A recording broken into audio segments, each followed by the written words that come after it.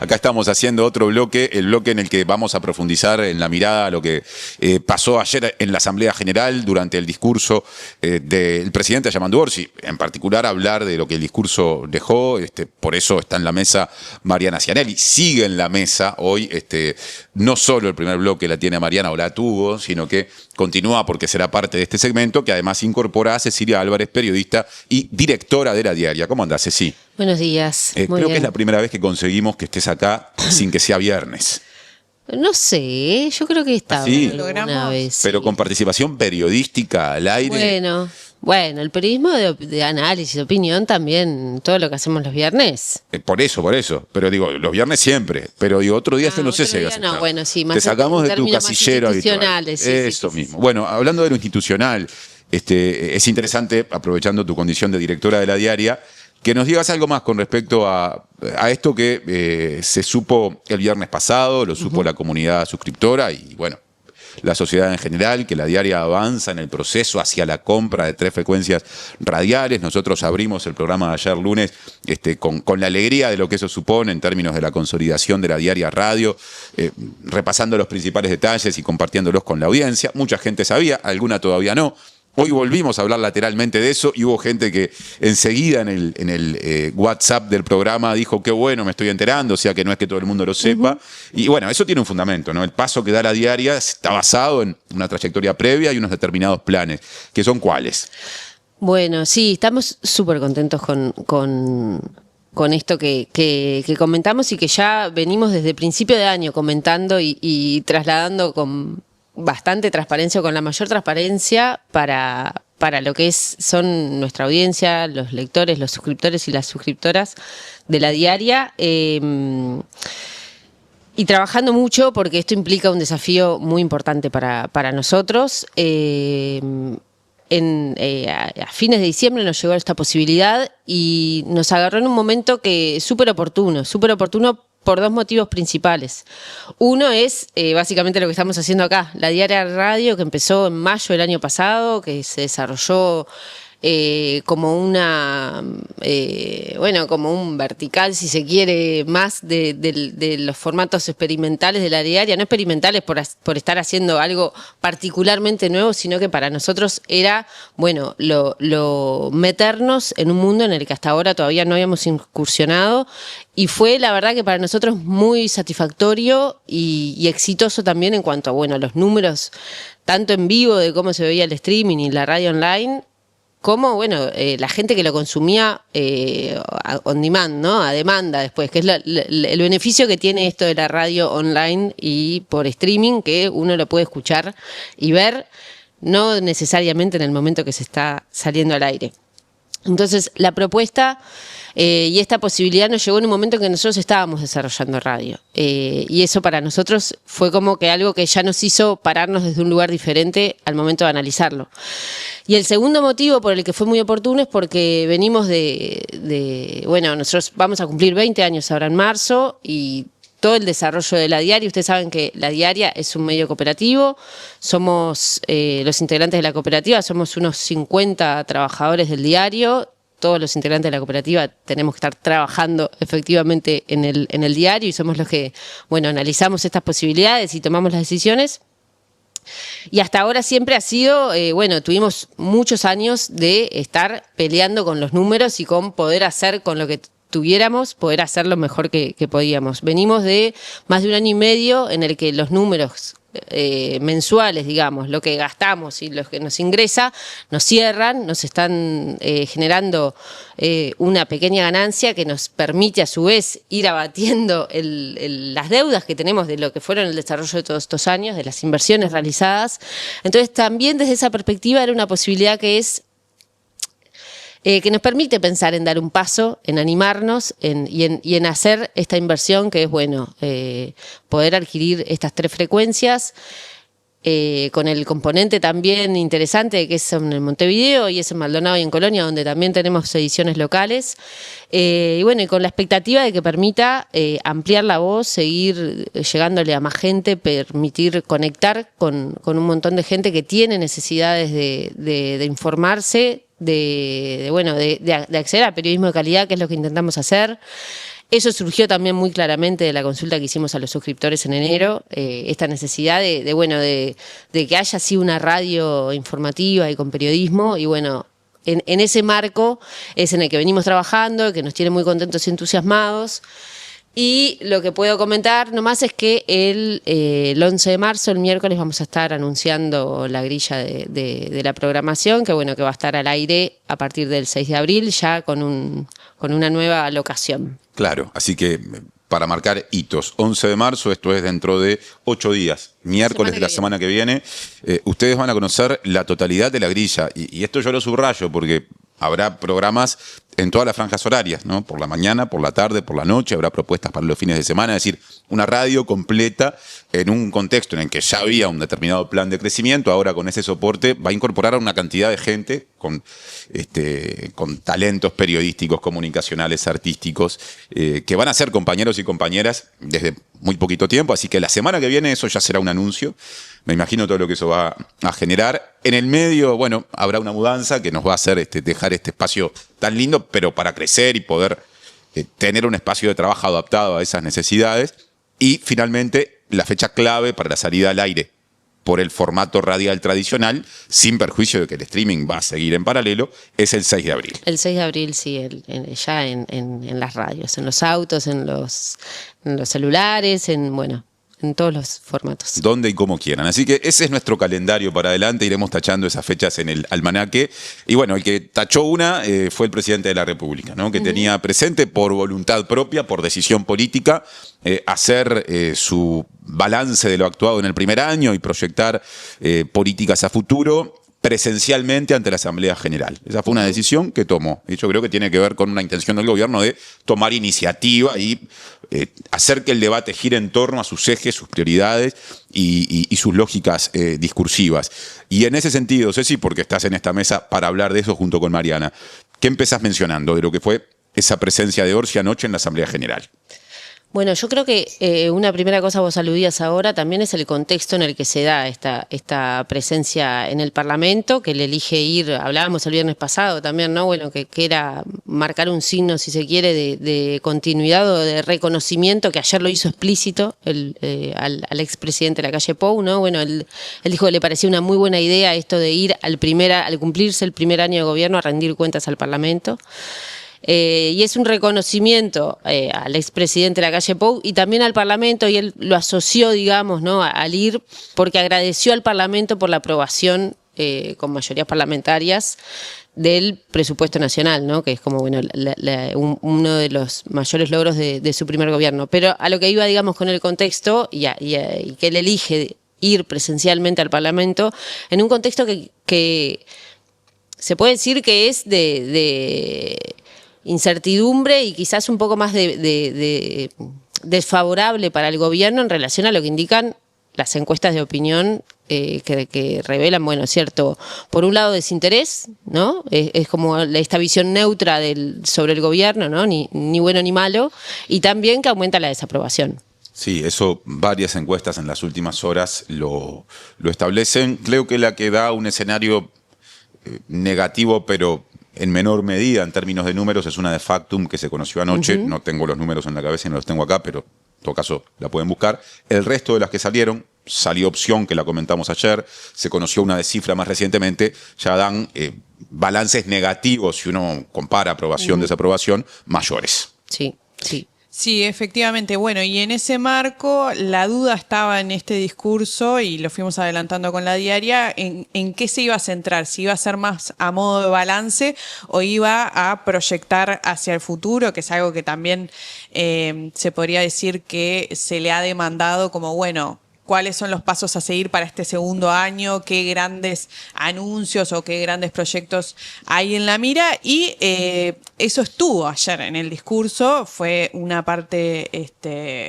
bastante principal o bastante importante porque hubo varios anuncios. Sí. Uno de ellos, por comenzar hablando de algo, fue que en los próximos días, en los próximos semanas, se va a enviar el proyecto finalmente del Ministerio, para crear el Ministerio de Justicia y de Derechos Humanos, que recordemos que se intentó que fuera aprobado en la ley de presupuestos. Bueno, al final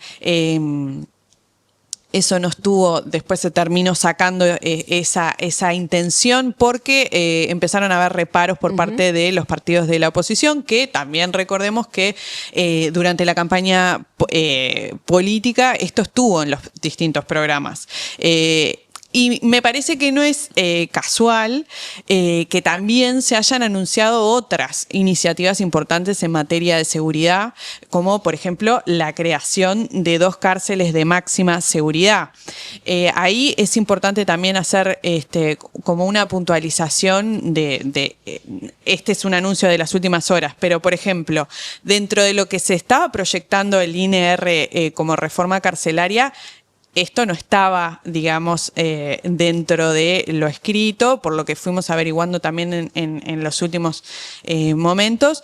Esto surge más de las conversaciones que se fueron desarrollando por el Plan Nacional de Seguridad, que se va a presentar ahora en marzo. El diálogo interpartidario. El diálogo interpartidario. Se discutió quiénes iban a participar, quiénes no estaban, y bueno, yo creo que es lo más novedoso, digamos, en materia de cosas no previstas del discurso de ayer. Una propuesta que, no sé, por ejemplo, en campaña electoral, Cabildo Abierto lo mencionaba, y que fue una de las propuestas concretas ahora sí en el diálogo por la seguridad pública. También ahora buscando información sobre esto, a comienzos de este año, después de las detenciones, bueno, de Luis Betito Suárez y de Fernández Albín, el ministro Negro, cuando fue al Parlamento a hablar sobre temas de seguridad y que hacían a su cartera, habló sí de que las plazas de máxima seguridad estaban saturadas, y bueno, y se generó también una situación en relación a, bueno, esta huelga de hambre que hubo en el INR. Y bueno, de ahí un poco viene esta novedad en materia de seguridad. Habló, simplemente complemento, de que esa cárcel tendría un alto nivel tecnológico y que sería para delincuentes de alta peligrosidad. Y está todo el tema de la comunicación, el acceso a los celulares. Es un tema que ha estado en los primeros meses de este año, y bueno, ahora de alguna manera hay una reacción con este anuncio concreto, ¿no? Sí, una cosa es hablar del aumento de plazas, como ha dicho en este programa Ana Juanche, otra cosa es decir, se van a hacer 2 cárceles con esas características. Volviendo a lo que mencionaba Mariana recién. Sí, además, en esto de que la intención del INR justamente era intentar no construir, hay que ver cómo van a ser estos proyectos, pero intentar no construir grandes establecimientos penitenciarios, sino justamente intentar que sean más pequeños, que sean que se pueda dividir según el distinto, los delitos, perfiles, los delitos cometidos. Entonces, bueno, este es un anuncio que iría en otra línea, y yo lo uno eso con el Ministerio de Justicia, porque es importante también recordar que este Ministerio de Justicia para que salga necesita una mayoría importante, creo que de todos los parlamentarios. Sí, precisa votos que hoy el Frente Amplio no tiene garantizados. Hay especulaciones con respecto a lo que podría ser Cabildo Abierto. Hay declaraciones de Guido Manini Ríos, el líder cabildante en El País hoy, que dan cuenta de que a Cabildo no es una idea que le guste la de un Ministerio de Justicia. En fin, no hemos todavía entrado en el repaso de fragmentos de lo que pasó anoche, de discurso, porque lo tenemos previsto. No te pregunté todavía por el tono de Orsi, capaz que de los anuncios querés decir algo más, pero... No más nombrar otros temas que sí estuvieron, que de alguna manera confirman, ¿no? Que se confirma, bueno, en marzo se va a presentar la Estrategia Nacional de Riego, que es algo que ha estado en discusión. También se anunció la instalación del Parque Tecnológico Regional Norte en Rivera, como un polo binacional de innovación en inteligencia artificial. Se confirmó, bueno, él dijo, estamos en la recta final del diálogo social por la seguridad social, habló de la jubilación de 60 años para los más vulnerables, algo que bueno, que también está en debate y que va a volver también ahora en las próximas semanas, pero él reafirma, digamos, este objetivo que sí ya estuvo en la campaña electoral, de la jubilación en los 60 años para determinadas profesiones, oficios, trabajos. Bueno, y también habló del rediseño del sistema de transferencia a hogares con niños y adolescentes en situación de vulnerabilidad. Y bueno, y lo otro, que sobre lo que no anunció, digamos, no hubo una confirmación de qué camino va a tomar el gobierno, pero en relación a la reforma del transporte sí dijo que las obras van a estar en el 2027 y que esperan que esté operativo en el 2029. Del tono, ¿qué comentario puedes hacer? O sea, del tono discursivo, ¿qué te pareció? Yo creo que hay una comparación, porque fue muy reciente, digamos, el discurso de Milei en la apertura de sesiones del Congreso argentino el domingo en la noche. Creo que es medio inevitable hacerla porque fueron, a diferencia de 24 horas, y el tono es muy diferente, obviamente que fue en el marco de respeto, y yo diría que más allá de, digamos, del respeto, hubo, bueno, estas referencias de Orsi a que el Uruguay es una acumulación de hechos históricos, habló del Uruguay del comienzo del siglo XX, habló de los 40 años de democracia ininterrumpida. Hubo muchas señales, digamos, de continuidad. Bueno, esta referencia que comenzó agradeciendo al Parlamento, que comenzó reconociendo que era una buena idea ir y rendir cuentas, como lo había hecho la calle Pou. No hubo, fue un discurso serio, no hubo exaltaciones ni reproches. Sí hubo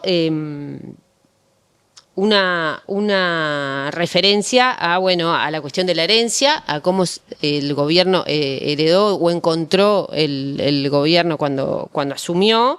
Y aquí sí hubo, se incluyó de alguna manera el tema, déficit fiscal. Se habló de lo que ya se había discutido durante el proyecto de ley de presupuesto, la discusión presupuestal, sobre el déficit fiscal, el más alto en décadas. Pero también incluyó la referencia a, toda la discusión sobre Cardama y la construcción de las patrulleras oceánicas, sí, ¿no? Que podía ser algo que no estuviera, y estuvo. Él elige llevarlo, digamos, al discurso. ¿Les parece si escuchamos ese breve fragmento? Ahí está. Con acierto y con errores. Empezamos por ordenar para poder transformar. No hay transformación posible sin bases firmes. No hay proyectos sostenibles sobre cimientos frágiles. Nuestro gobierno recibió un déficit fiscal superior al 4% del PBI, el más alto en décadas. Había gastos trasladados al año 2025 por varios millones de dólares. Contratos que exigían revisión técnica y jurídica, como el tema de las patrulleras oceánicas o el proyecto Neptuno. Obligaciones sin un respaldo presupuestal muy claro.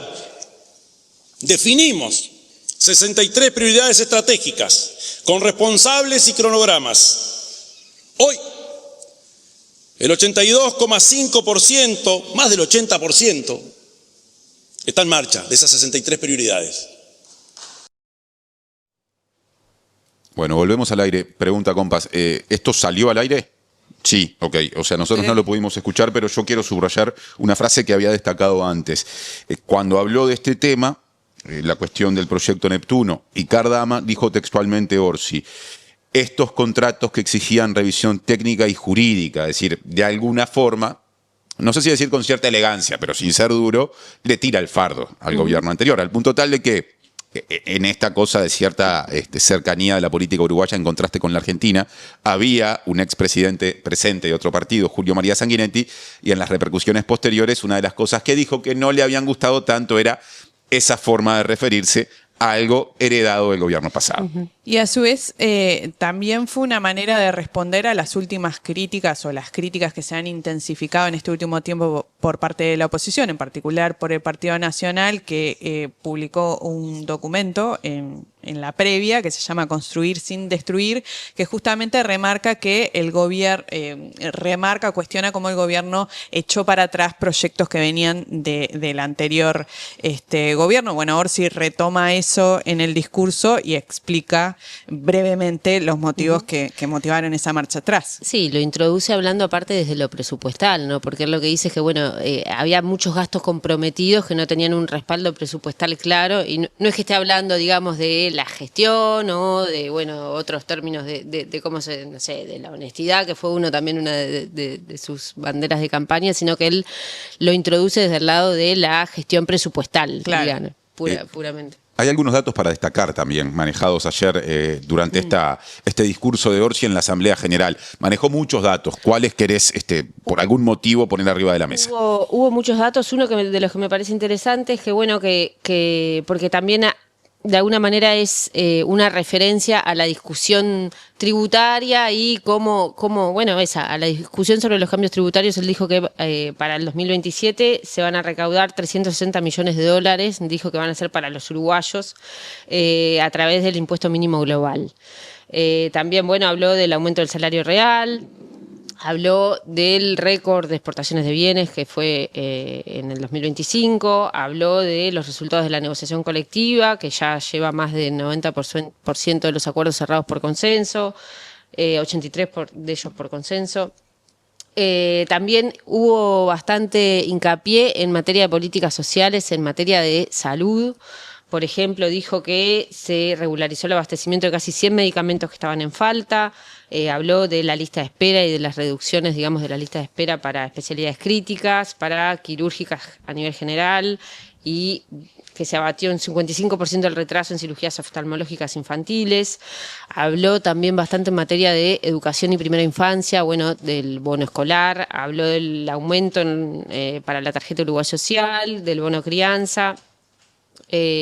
Allí hubo un recuento bastante detallado, de datos que de repente en otras instancias no habían estado, o que el propio presidente no había llegado con un despliegue, de números. Sí, se atribuyó algunos récords, podríamos decir, ¿no? Lo de la mayor inversión en la historia para primera infancia, lo de la mayor transferencia de recursos de la historia reciente para intendencias, cuando habló de esos 800 millones de dólares más otros 80 que van o que llegan por concepto de determinados fondos, lo que no deja de ser también un guiño a una parte de la sensibilidad opositora que está vinculada al control de la mayor parte de las intendencias que lo tiene el Partido Nacional y al acuerdo que generó con el Congreso de Intendencias. Esa fue una de las constantes, ¿no? Siempre que pudo mencionó la cuestión de la descentralización, de no favorecer la concentración, de los departamentos, que son con los 19 departamentos, mencionó en varias oportunidades la descentralización territorial. Sobre los datos, Mari, ¿algún apunte más? Sí, política exterior también estuvo en parte, de los datos. Por ejemplo, mencionó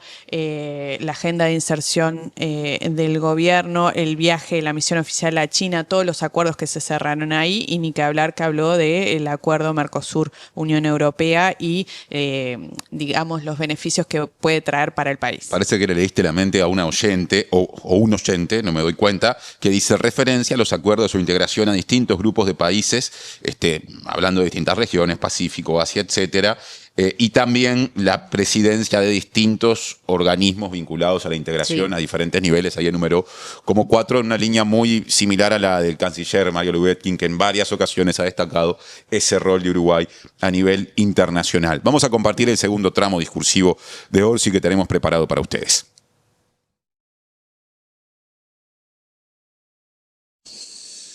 No tengan dudas, mi compromiso es la constancia, no los gestos grandilocuentes. Mis decisiones son las que sostienen, las que se sostienen, no las que declaman soluciones mágicas. Porque la verdadera fortaleza de un gobierno está en la claridad de su dirección y en la responsabilidad de cuidar este país tranquilo que tanto nos identifica. A comienzos del siglo XX, mientras el mundo recortaba derechos, Uruguay se animó a crear su propia fórmula. El voto femenino, la jornada de 8 horas, la educación laica gratuita, la separación de la Iglesia y del Estado. No copiamos a nadie.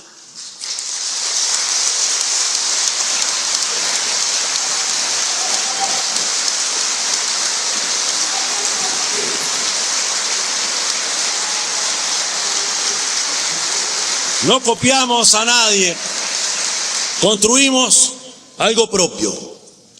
Hoy, en un mundo que se fragmenta y busca atajos, Uruguay tiene la misma obligación de siempre: ser el ejemplo de que las transformaciones profundas se construyen con paciencia, con convicción y con la gente adentro. Pese a esta mirada de Orsi o a estas palabras que ya en un plan de redondeo despertaron aplausos fundamentalmente de la bancada oficialista y también en las barras, la oposición reaccionó con críticas a lo que dijo el presidente anoche. ¿Cuál destacás? Bueno, hubo algunas duras, ¿no? Por ejemplo, la de Sebastián da Silva, el senador del Partido Nacional, que dijo que bueno, que lo acusó de mentir, empezó mintiendo en relación a, bueno, esta situación del déficit fiscal, algo que ya se harto discutió, entiendo, cuando la discusión presupuestal. Después hubo otro tono, no sé si lo escuchamos ahora, Sebastián da Silva. Vamos a escuchar a da Silva y después repasamos qué se dijo desde el Partido Colorado y desde otra vertiente del Partido Nacional. Ahora da Silva. No hablaron de seguridad, de delitos. Lamentablemente no le hablaron a la gente de campo que está padeciendo una sequía machaza. Los problemas reales pareciera que no existen. No hablaron de los cierres de las empresas. Entonces es un discurso de Fernando Pereira. Típico discurso frentista para mirarse al ombligo y salir a militar. Eso decía da Silva, en un tono muy a lo da Silva, ni bien terminó justamente la sesión en la Asamblea General, marcando la cuestión de la inseguridad de la que ya habíamos hablado y también sumando temas de interés para el mundo agropecuario y de la producción rural, sobre todo por la falta de agua de este tiempo. Uh-huh. Sí. Es cierto que, digamos, obviamente fue marcado por la oposición, pero también podemos mencionar algunas cosas que quizás no estuvieron en el discurso y ahí él tira, digamos, una línea que tiene que ver con la situación económica y el cierre de algunas empresas en el último tiempo, que ha sido bastante notorio. Bueno, eso no estuvo y vinculado a eso, quizás no hubo una referencia del atraso cambiario y la pérdida de competitividad en algunos sectores. Efectivamente, ahí me parece que hay otro elemento a marcar. Es interesante lo que decís de la falta de menciones a esas problemáticas de cierres de empresas que han sido de presencia continua en nuestras ediciones y en la conversación pública en los últimos tiempos, porque a su vez contrastan con ciertas cifras de empleo que el gobierno levanta porque entiende que en algunos aspectos son las mejores, por lo menos desde el año 2014, y yo aclaro que en un ratito Germán de Agosto, que ya está acá, en su balance del año de gestión, va a hablar de ese tema. Sí, pero esto, en materia, digamos, de si uno quiere, puede pensar que las mayores preocupaciones de la gente, según lo que también determinan los sondeos de opinión, son la inseguridad y la situación económica, que en situación económica pueden entenderse desde empleo, inflación, lo que da el sueldo, el nivel del salario.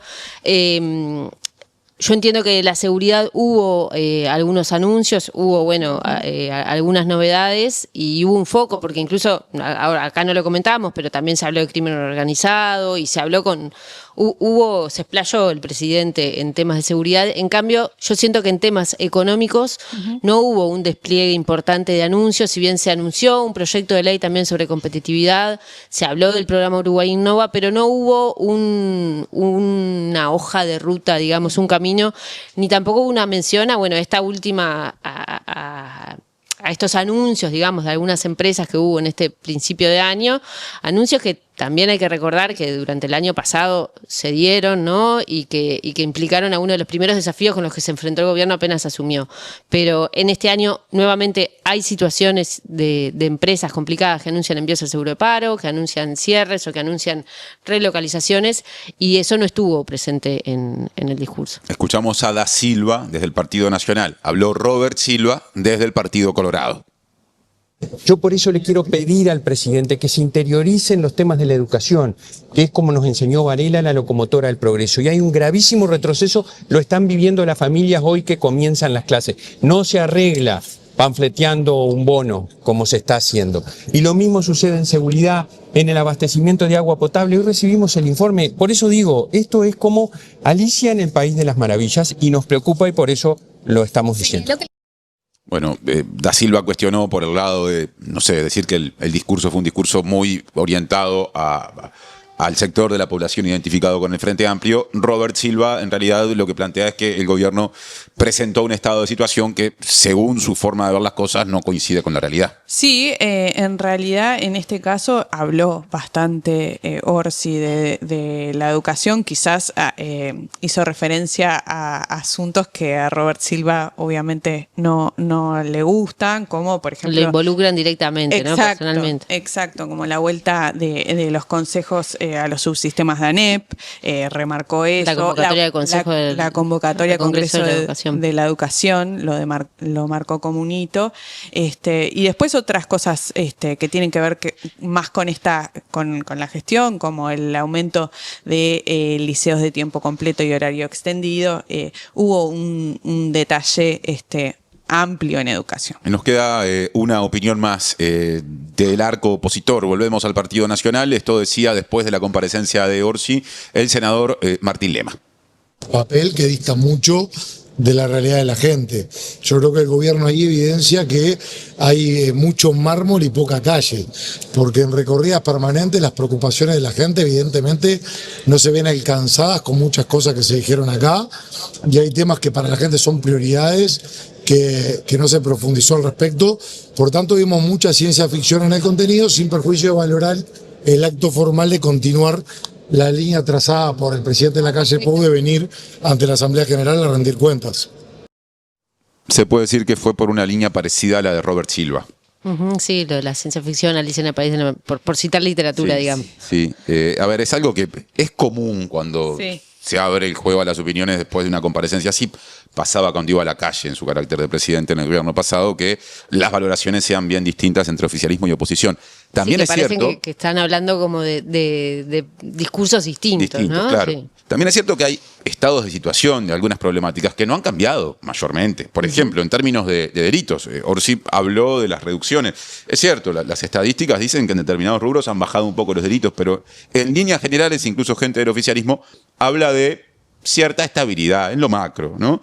Entonces, quienes en aquel momento estaban en el gobierno que defendían esos números, ahora con números parecidos o algo inferiores, dicen que hay enormes problemas, pero se podría hacer el razonamiento al revés también. Y yo creo que si a veces la gente siente que los discursos políticos le pasan un poco lejos, también me parece que la gente detecta, estoy hablando de una especie de entelequia, pero bueno, que hay muchas personas que forman parte de nuestra sociedad que detectan que a veces se juzga de un modo muy crítico lo que cuando se es gobierno hasta se dice que va bien.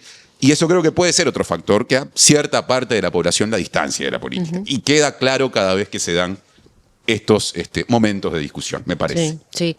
Dos apuntecitos más respecto a las reacciones o al arco, digamos, de la oposición.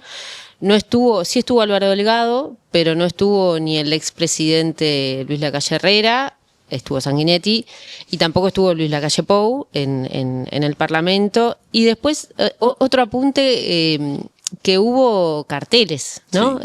Estuvo el senador Robert Silva con un cartel que reclamaba por seguridad desde el hemiciclo, en el plenario, y Juan Martín Rodríguez, que bueno, con un cartel con las banderas de Venezuela, Cuba y Israel,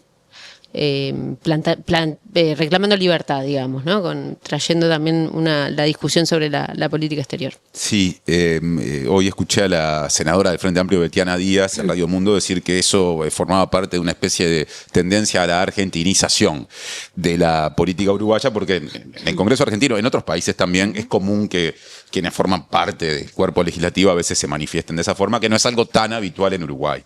No, yo no lo recuerdo, por lo menos en comparecencias parecidas. También hubo algunos aplausos o no sé, en el arco opositor, el senador Sergio Botana, por ejemplo, del Partido Nacional, y el senador Carlos Camí, también del Partido Nacional, aplaudieron pasajes del discurso del presidente en particular, cuando se hacía estas referencias también a la inclusión de departamentos del interior, obras en el interior y los recursos a las intendencias. Camí es de San José, Botana de Cerro Largo, Botana fue intendente, lo conoce a Orsi del Congreso de Intendentes y de hecho posteó en X una serie de fotos del abrazo que se dieron. Sí, habló de que era un amigo, ¿no? Ahí está, claramente fue por otro lado, ¿no? Ahí marcó un matiz fuerte con respecto a, me parece, la valoración predominante en por lo menos otras figuras del Partido Nacional. Estamos redondeando por acá este momento de repaso de ese discurso que es el hecho político más importante de las últimas horas. Gracias, Mari. Seguís por acá en la producción por hoy. Sigo, pero fuera de cámara. Muy bien, gracias, Ceci. Te esperamos por acá el viernes.